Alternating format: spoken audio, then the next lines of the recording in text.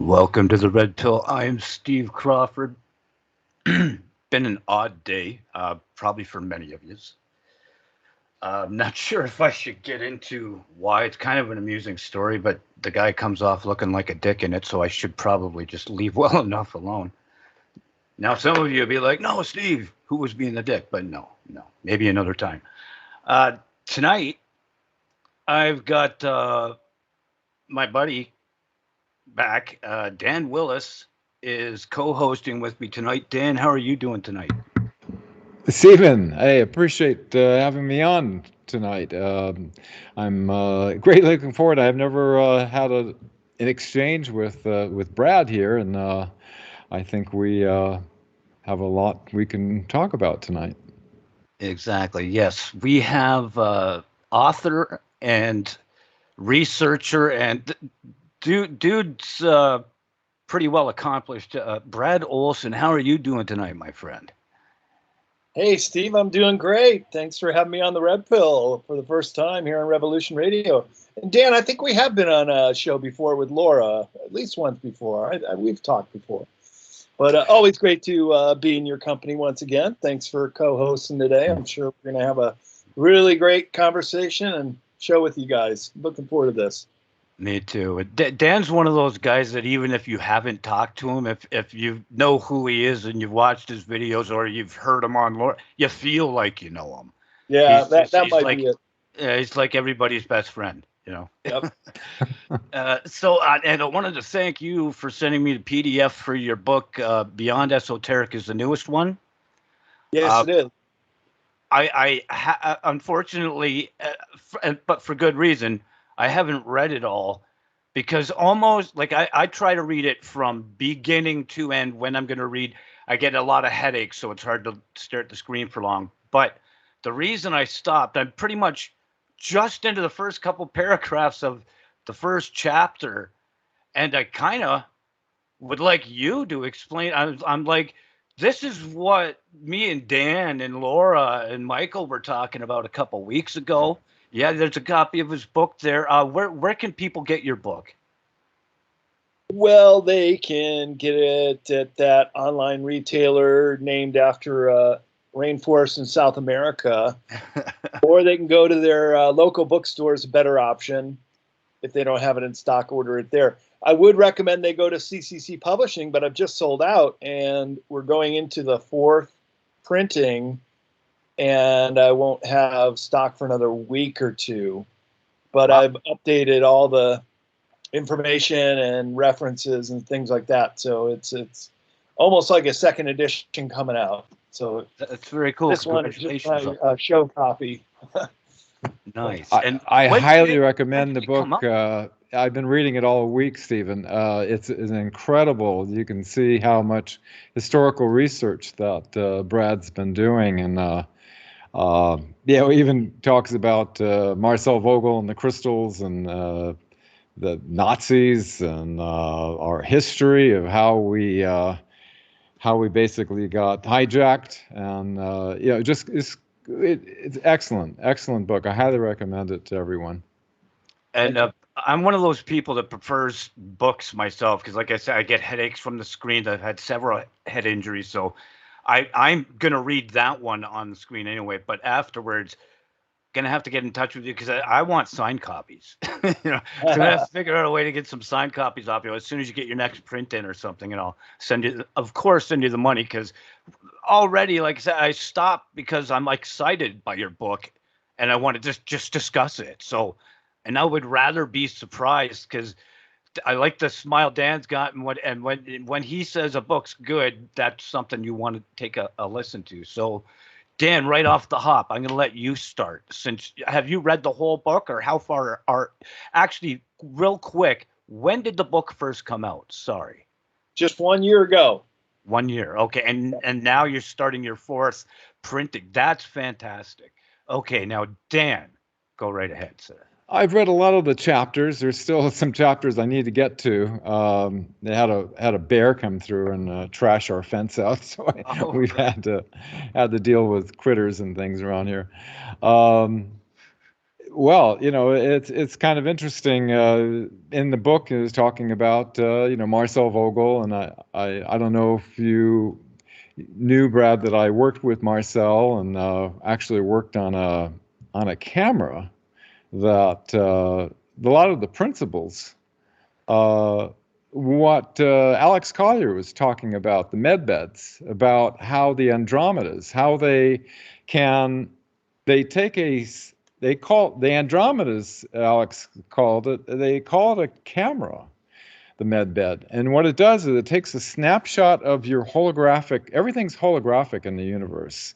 And so they take a snapshot of your holographic in the present time, and then they can go all the way back to the moment of conception.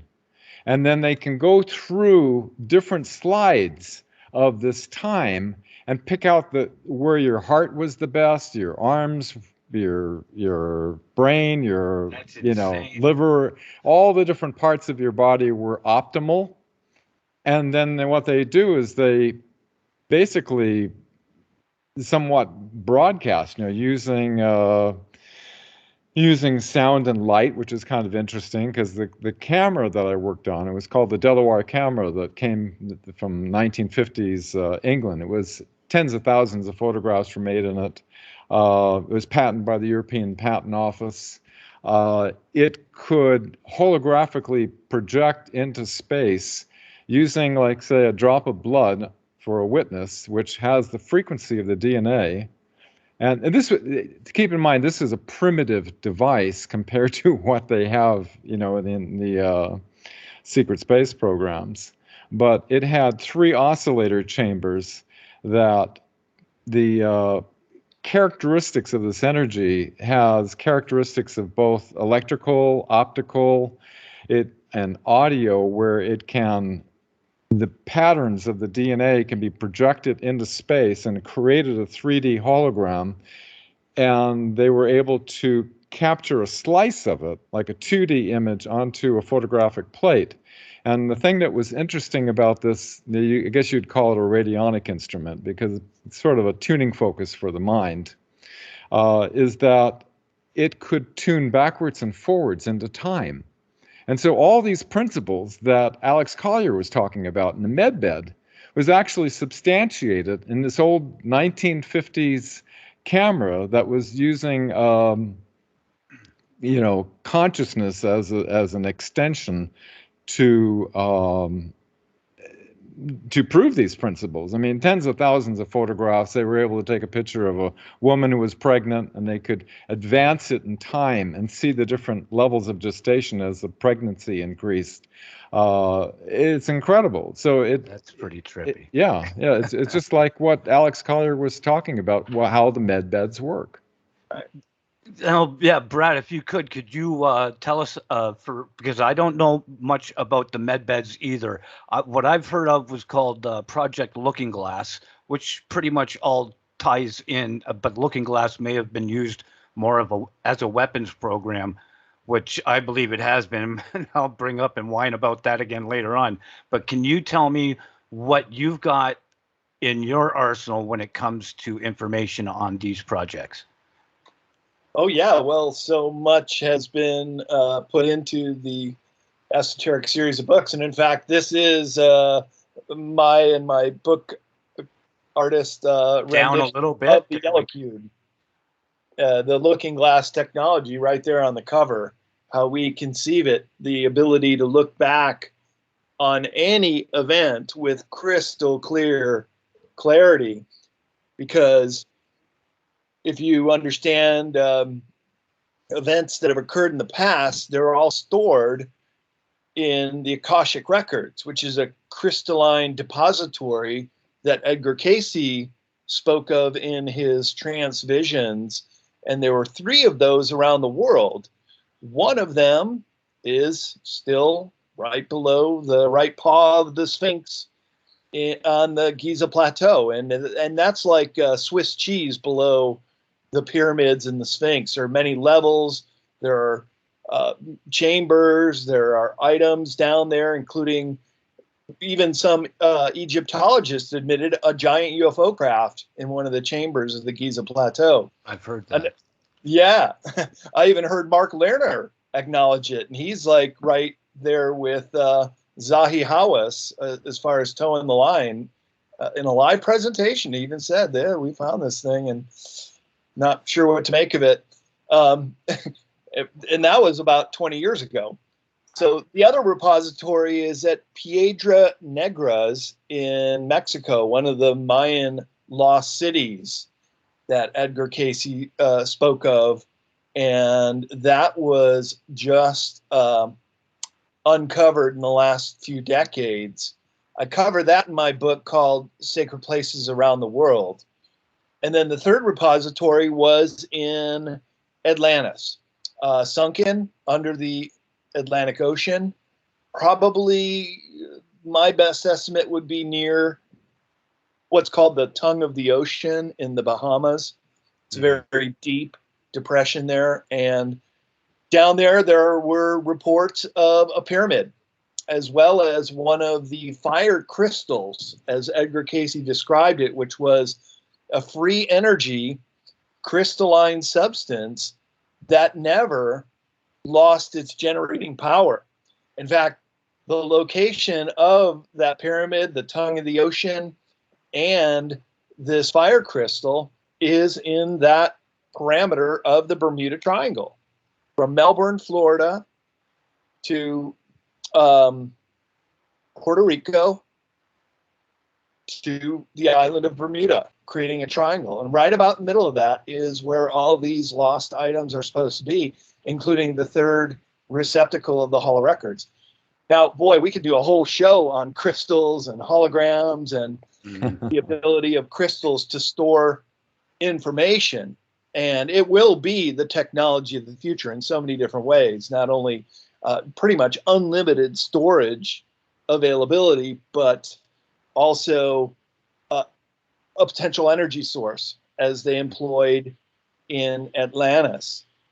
So, boy, where should we go from here into the holographic universe and all that can be kept in this crystalline record and then accessed through technology, through the looking glass technology, including the yellow cube, or the yellow book as it's sometimes referred to.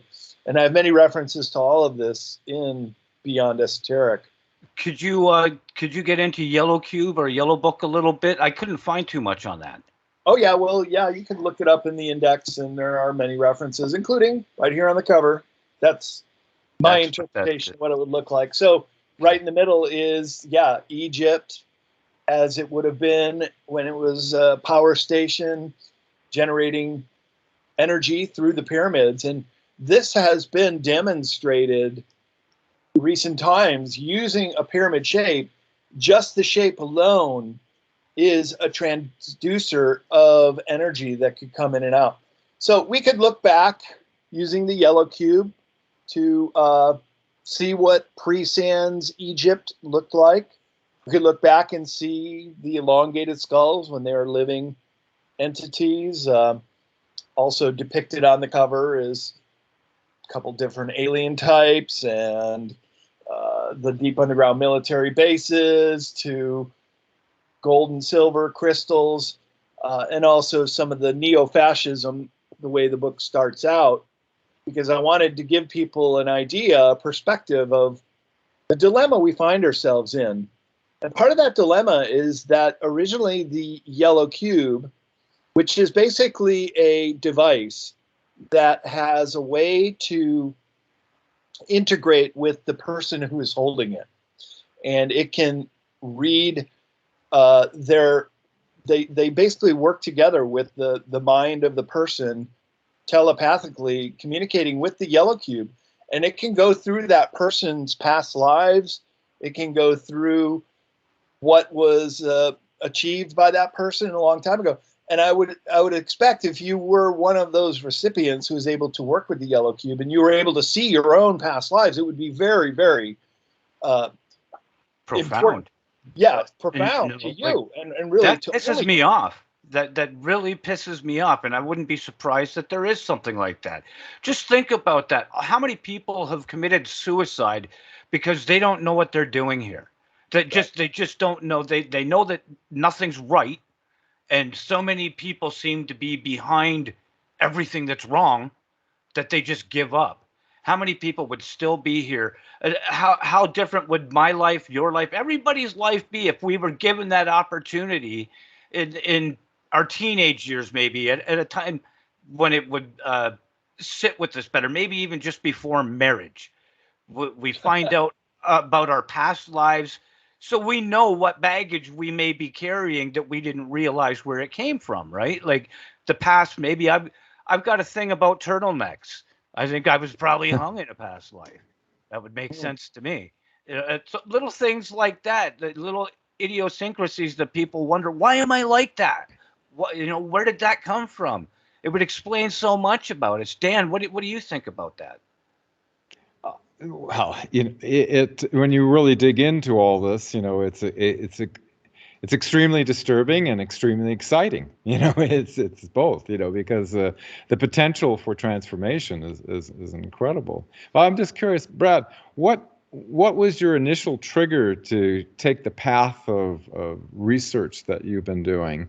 Was my next question. Something that usually something triggers all of us, that we get out of the matrix and we start to look at the inner workings of what's behind the scenes, what we have not been taught in school, what we are not shown on television in Hollywood. Where did you start with yours? Yeah, it's probably very similar to you guys, just a curiosity about all these subjects that we weren't allowed to know, this forbidden knowledge, but a select few had access to that information. And why do they get all the goods and we get left with reality TV and Kim Kardashian's butt? It didn't seem fair to me that we can't get the good stuff too. So as I was going through life and I started my publishing and writing career in travel, and have the real honor and privilege, is how I consider it, to be able to travel around the world.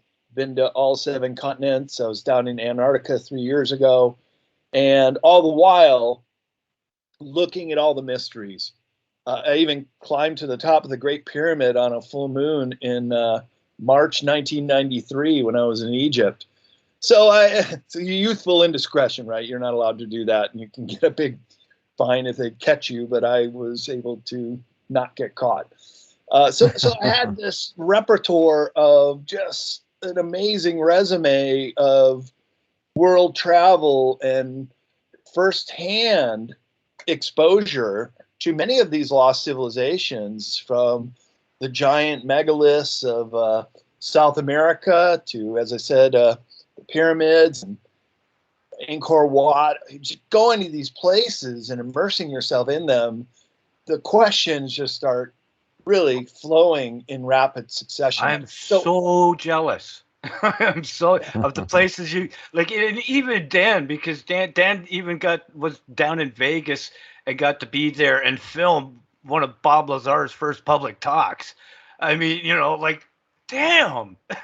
I'd be jealous of that. Let's go to Antarctica. There was no recordings were allowed whatsoever. We're meeting outside Area 51, and I was sitting in the front row, and I had my camcorder going. But yeah, 2 hours. It was interesting because it was not supposed to be recorded. He had a bunch of researchers that were pretty savvy, and he were hitting him with questions nonstop. And he's been consistent over the decades with his testimony. He's been very consistent. And Dan, you were at the very first disclosure event with Dr. Stephen Greer, and that right there is an amazing feather in your cap. And so you have this inside knowledge too with a lot of the subjects, and we've talked offline many times and kind of comparing notes and stuff.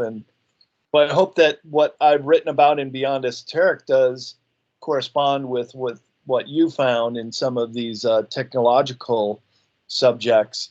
And I'd very much like to hear your perspective on the yellow cube as well, if that ever came up in some of the disclosure type events and so forth, I can just collect the data points. That's kind of my job as a researcher. I just look at all the different ways that something very complex has been explained or what evidence has come out, and then just put it together in the most comprehensive way that people can understand. And I guess my gift as a good storyteller really helps a lot too, to take these sometimes complex issues and try to distill them down into layman's terms, so to speak. Right. It's well written. I like your prose. Yeah. Thank you. Yeah. Yeah. I can talk in depth on,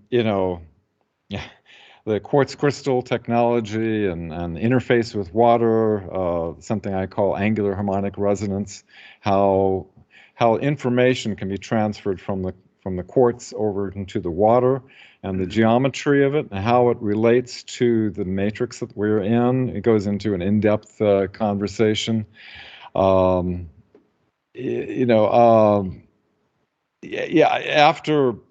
we went to Washington, we had the scientists willing to prove before open congressional hearing a zero-point energy device. In fact, it was like 1996 that Greer met with CIA Director Colby. He was going to give him a zero-point energy device that was extraterrestrial derived and $50 million.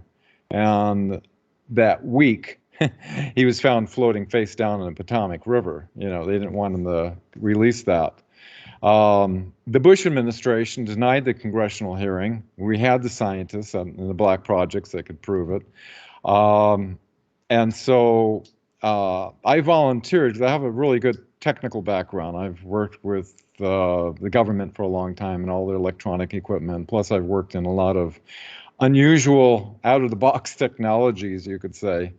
And so I volunteered. We had a database of about 300 scientists and inventors, and for 10 years I flew around the planet vetting these technologies. One of the first ones was down in the Dominican Republic, and he had a 1 watt going in, 500 watts coming out. There was a Newman configuration that was modified. CIA agents showed up at his door just before we landed. It says, "This works, you're dead." And so he disassembled the whole thing. Anyways, 10 years of a nightmare of all these scientists, inventors, getting shut down. Ever since the Invention Secrecy Act of 1951, we've people have been getting national security orders, and we have, as you know, we have thousands of inventions in energy, anti-gravity, medical, you name it. Our planet's been technologically hijacked. Yeah. So I gave up after 10 years. I don't do that. But, anytime you want to go into an in-depth talking about crystals and consciousness, Marcel cut this one as a gift for me.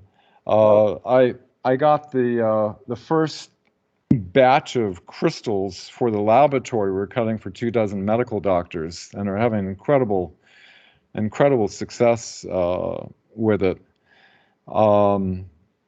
There's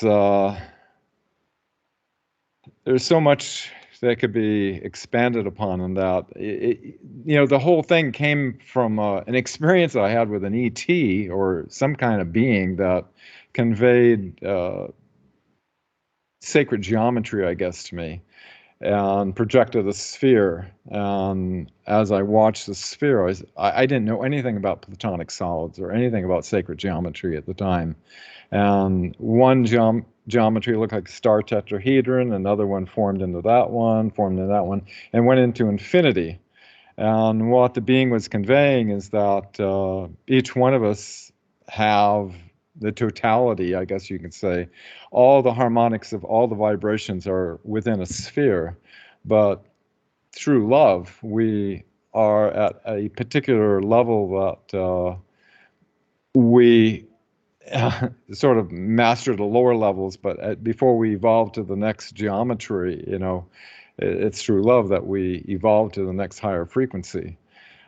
Anyway, I didn't know if this was like maybe some kind of metaphor, or was there a scientific basis behind it. It got me to grab every book I could. This was 1977 when this happened, on geometry, and I started looking at the books, and I said, oh my God, That's exactly that is how it all forms together. And in 2001, Dr. Greer met with a whole bunch of scientists in San Francisco.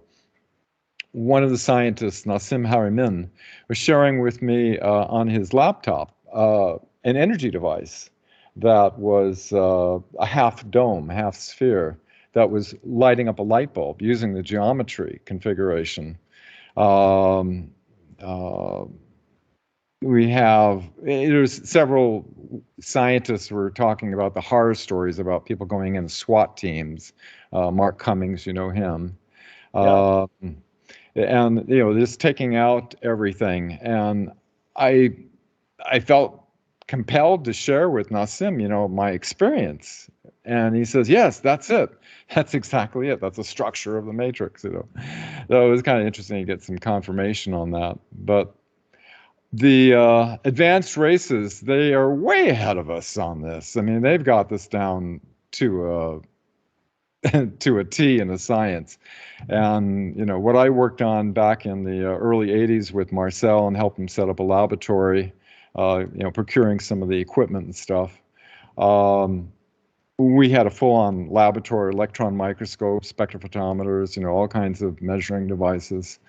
We were able to substantiate a lot, but, it's kind of when you know that the secret space programs have developed these technologies, and there's been advanced knowledge that has been withheld, and that what we are doing on this Earth that's been completely hijacked from the Rockefeller Foundation, as you know, took over, rewrote the history of World War II, 1946. The paperclip came in at the same time the CDC was formed, with all the Nazi doctors, and you've got Operation Mockingbird, which in 2001, my testimony was insignificant compared to the other testimonies. The bases on the other side of the moon, 57 different species, President CIA directors being denied access, all this.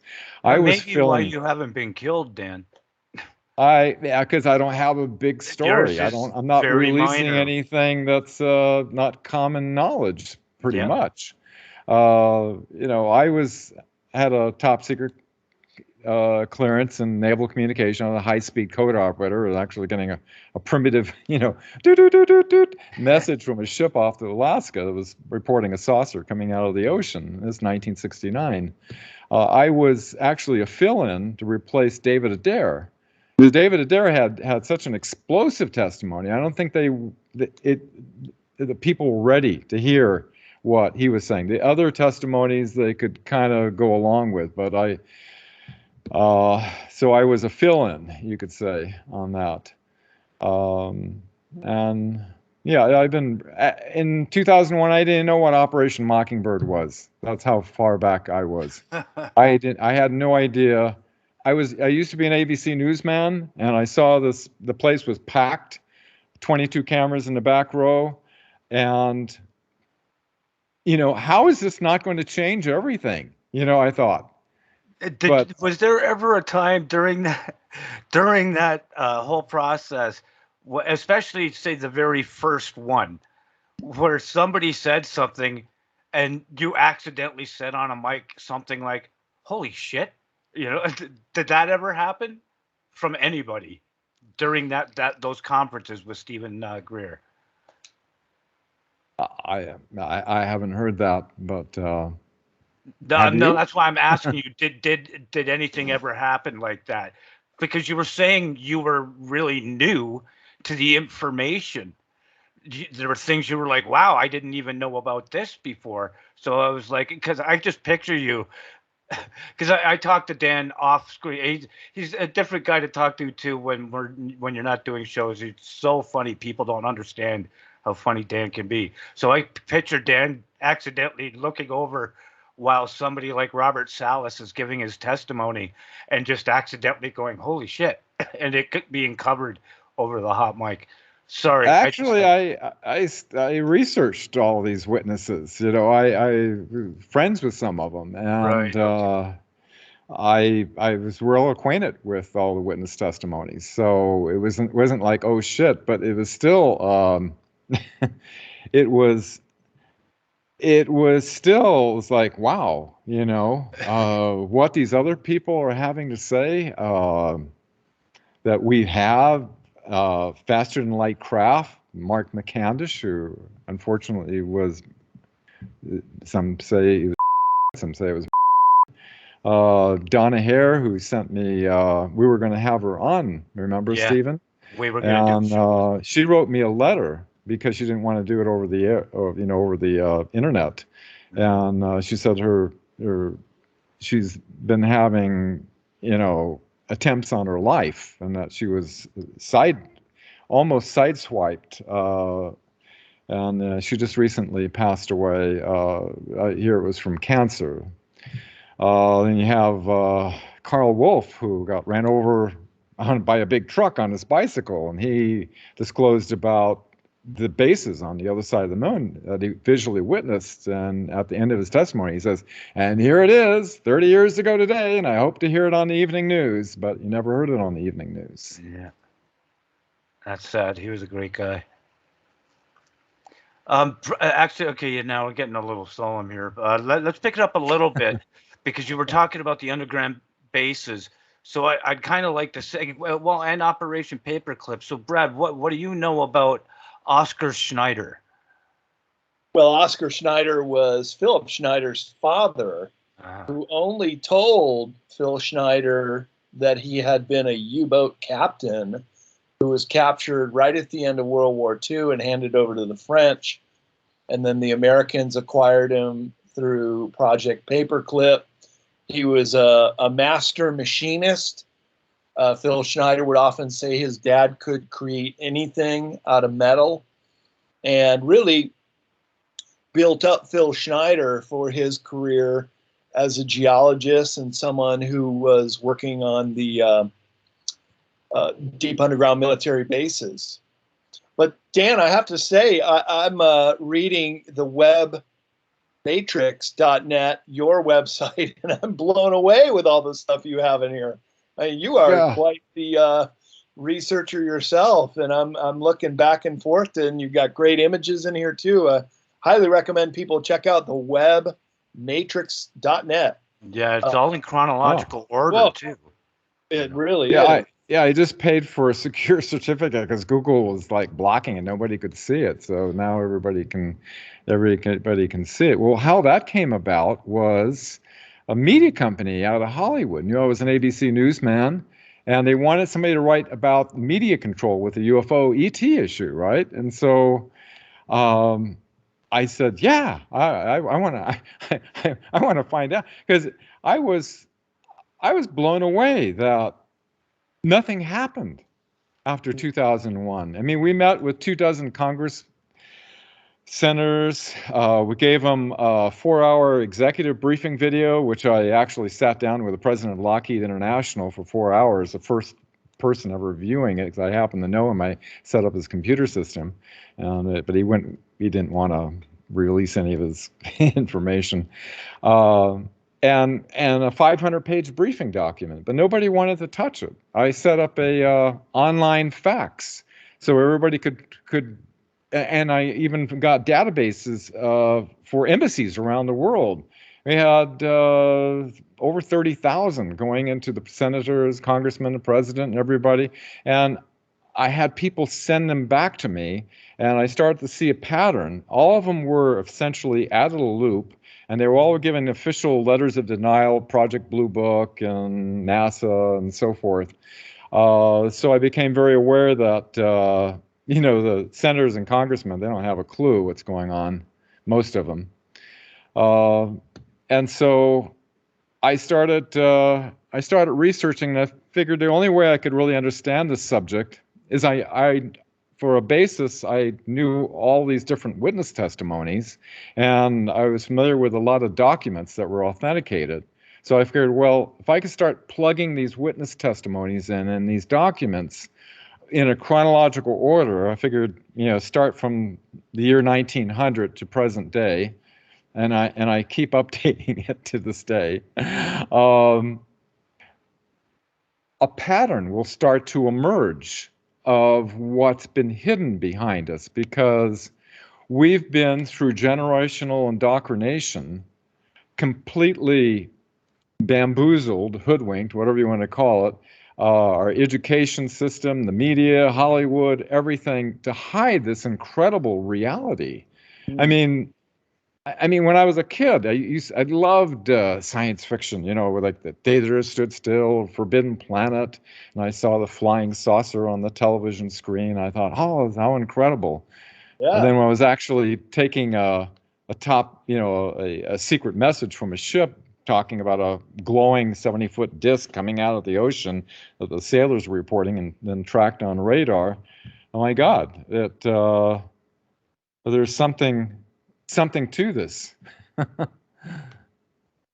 Something to this, and you have connected a lot of those data points as well. I just find this an amazing resource for all these subjects that we're talking about, and then some. And you're not shy. You name names and links to the bloodline families. So you go real deep on this website. I highly recommend to all the listeners of the Red Pill show to check out the webmatrix.net, because this is a Red Pill website, if there ever was one. The only thing missing really is their addresses and phone numbers. And I think we should work on that. I think we should work on getting those things and putting them up. Because I was saying earlier on another show, I think it was this morning on Jer Bear's show. Shout out to Jer Bear and the chat room. Hey, guys. And we're number 11 on TalkStream Live, so shout out to TalkStream Live. Oh, geez. And see, I did the shout out, and then I've been smoking growing my own bud now, so I'm saving a lot of money these days. And this is medicinal pot as well, so I'm having the blonde moments. I wanted to get back to Phil Schneider for a minute, though, if we could. Sure. What do you got? Because, like you were saying, Phil's his son, and Phil didn't know until later, after Oscar died. Actually, he found the trunk that showed all of this stuff, and he wasn't just a master machinist. He also became a doctor, which somehow also became a doctor and was privy to the Manhattan Project and what was the one where they make? Is that the Manhattan Project where they make the boat disappear? Bomb. Manhattan Project was the nuclear bomb test. Bomb. That's right. And Philadelphia experiment you're thinking of. Thank you. I knew it was one of the cities. And he was a chief medical officer, I think. Thank you. That's correct. Go ahead, Dan. You're way more coherent than I am. Oh no, I was just concurring with Brad. He was a chief medical officer on the Eldridge. And you can't, just to be the machinist, the guy's got to be brilliant, right? But to become a chief medical officer as well, the things that dude knew, they had to take Phil out, is where I'm going with it, because he was presenting evidence when he was going around and talking to people, and he hadn't been talking publicly all that long. He was showing them material that was either from secret ships from the military, or was metal they recovered from fragments. Either way, it was only a matter of time. And for people who don't know, this man, you'll read all kinds of different things if you look him up and Google his name. Stephen, there's a side note that confirms the reality of this Philadelphia experiment. Of the many scientists that I worked with over the 10-year period, one of them was an incredible, brilliant man who used to get things from the Navy scrapyard on the East Coast.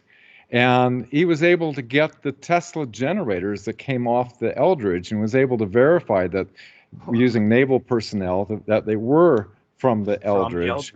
And wow. And he worked on it, this was back in the early 70s, and he worked on it for several years.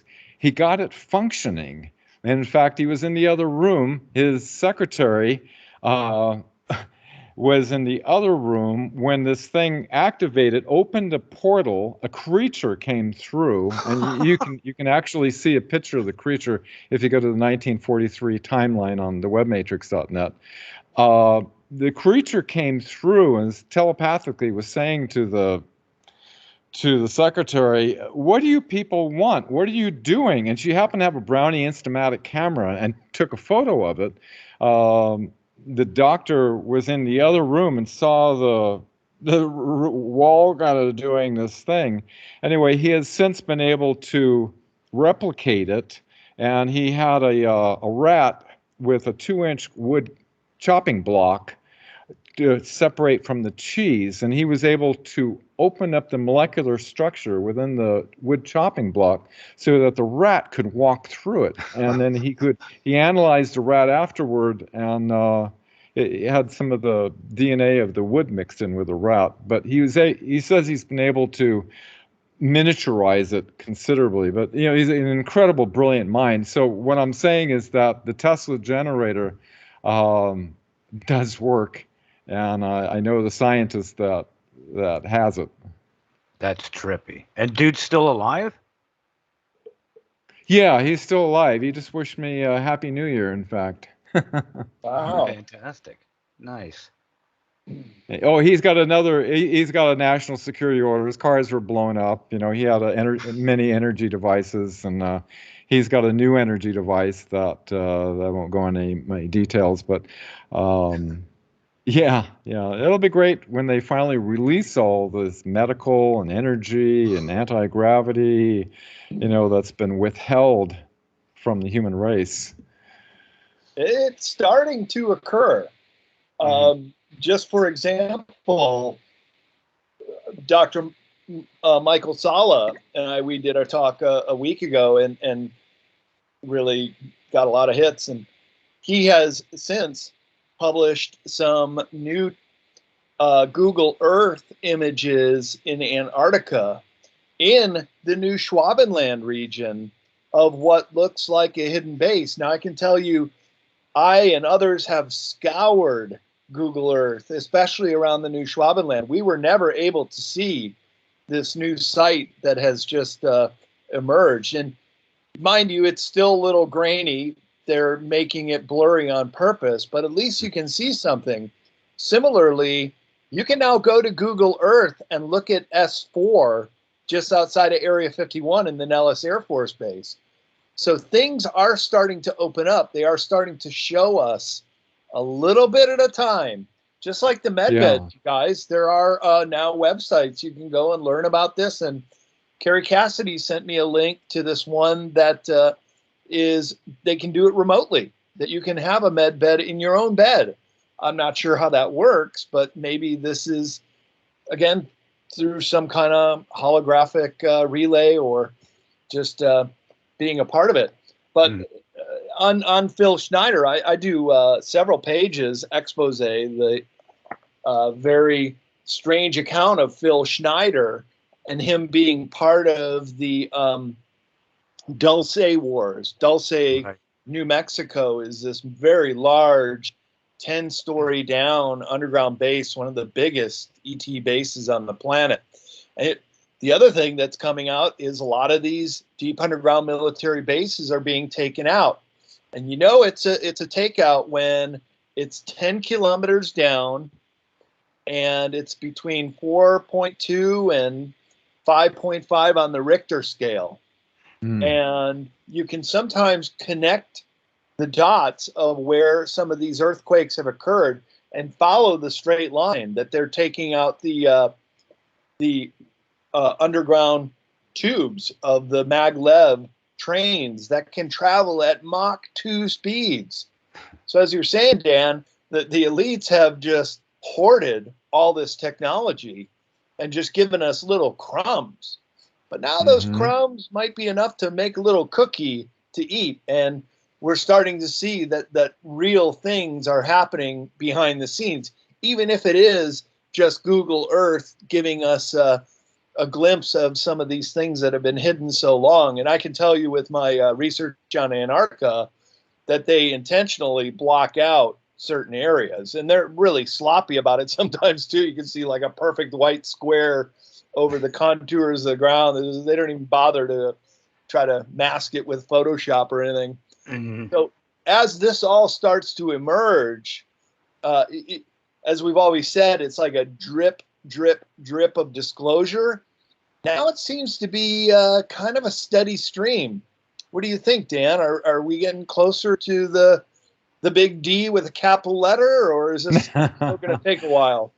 Yeah, it is dripping, especially when the patent office had this sensitive application warning system with a secret system, which anybody's got anti-gravity free energy, they automatically get slapped one of those national security orders. Your invention's been then deemed to be a detriment to the national security of the United States. You cannot share it with anybody. But the Navy, as you know, they've been releasing fusion reactors, anti-gravity, warp drives, all the stuff that you see on Star Trek, and they're not saying it's theoretical. They're saying this is operational. So the Navy has been putting out these patents. So it's part of it. Not everybody, you won't hear about it on CBS Evening News, ABC, CBS, any of the networks. I'm looking forward. There was a executive order done back in 2018 that anybody doing, especially media companies, doing anything that of foreign interference, that their company would have their assets seized. And we're talking, in that case, we have all these complicit big tech, Google, YouTube, everything. You've got CNN, MSNBC, New York Times. You've got all these different media outlets. Media has always been, the title of my article was "Who Controls the Agreed Upon Reality Through the Mainstream Media, and Why Do They Fear Disclosing the Truth About the Extraterrestrial Reality?" That was the original title of the article, and it's never changed because it's still the same topic, because the media has been definitely the enemy of the people. And if you listen to the media and you trust the media and you have no idea the history that's hidden behind an infiltration within the media, and you follow the information and the advice of the media, it could lead to your early demise. And so it's very important to understand that our media is the enemy of the people, and it has been infiltrated. Yeah. Well, and you just look at who owns the media, and it's the globalist. So if you want to see how the globalists want you to think, to follow their narrative, yeah, go ahead, watch mainstream media, but it's always going to either give you, I call it media popcorn. It's just, it might taste good, but it's not really super healthy for you. Yeah. Sugar coated and just things that don't really matter. I mean, when we get to the bottom of it, media could be a really wonderful tool for educating people. But as you say, Dan, it's been hijacked and can't be trusted, especially not now. It's getting to the point where it's getting surreal how obvious the lies and the disinformation are. I could pretty much place it back. You can look at this video I got up here. Kennedy's address to the American Society of Newspaper Editors and everything. He was telling them, look, there's some corruption going on. And he was hoping they would get the message. I think they took this speech and kind of said, okay, now it's time to even the guy who came up with, what's that, the Pulitzer Prize? Didn't that guy, he started out his career basically doing like gossip stuff as well, from what I saw on this documentary about it. So you take those things and the Smith-Mundt Act into account. That on its own is just, absolute proof that everything we're seeing right now is absolute nonsense, and people should just be really paying attention. And look at the date there, 4/20/1961. JFK, and I may play this later on at the end of the show in its entirety. Actually, I may close the show with that. You have to remember, everything that Hitler did was legal. He did legal procedures. Yep. Obama with the NDAA, he made it legal to use disinformation against the American public. Yep. All these things have been, the legalities have been taken care of, and the American people just, like 1961, it was like when what Kennedy was attempting to warn would go over, most people's heads back there in La La Land, I Love Lucy and everything. Now, my wife and I, we don't watch television. We monitor it because I want to see what they're telling the normies, or what do you want to call them, the people who are still totally believing it, because it's a generational indoctrination works effectively because your parents trusted what they saw on television. And so you naturally just assume that what they're saying is truthful, and that there's journalists that are fact-checking all this information. You got so many different sources of information. They all got to be fact-checking each other. And so how could they possibly be misinforming you? But what happens is they will put in and directly lie to your face and reverse everything that's true, about what's going on right now. They're saying the exact opposite. I can't say any of the words because we get nuked on YouTube. But then they have the cutesy story, the warm and fuzzy little story they'll mix in with it, and then they'll hit you with the disinformation that is being used against you. And so it's so, in 2001, I had a hard time wrapping my head around it, that they were doing that, until CBS wanted to do an interview with me. And I said, look, I'm not doing the interview because I saw what CNN did. I'm not doing it unless I can say we have these scientists, we can prove we have an energy solution to get off of nuclear, oil, and coal, and the energy environmental crisis. Interviewed me for 45 minutes. The producer afterward, I made it very explicit. I'm only going to do this interview. They came all the way down from LA to interview me if I could say that. And she said, I'm sorry, I never had this happen to me before. She was almost in tears. The higher executives made me cut that part out. And so I became very aware that the higher executives, read CIA, are the gatekeepers that keep this from reaching the people. Yep. That's what a lot of people are having a hard time understanding, is that this whole media empire, which we believed so much. Look, Walter Cronkite was the most trusted man in America in the 1960s. You had Richard Nixon say the American people won't believe anything until they see it on television. So of course they knew the power of the propaganda tool they had. And Dan, you made a great point. Everything Hitler did was legal. Well, everything they're doing in this country is also legal, from the spraying of chemtrails to the disinformation that's put out on the mainstream media. And you nailed it, Dan. In 2012, under Obama, the NDAA had a rider that stripped the provisions of the Smith-Mundt Act, the Fairness in Advertising and the Truth in Media. They took it right out and said, in their clever way of wording it, that, yeah, we can start to propagandize and lie about this. We'll be right back after the break.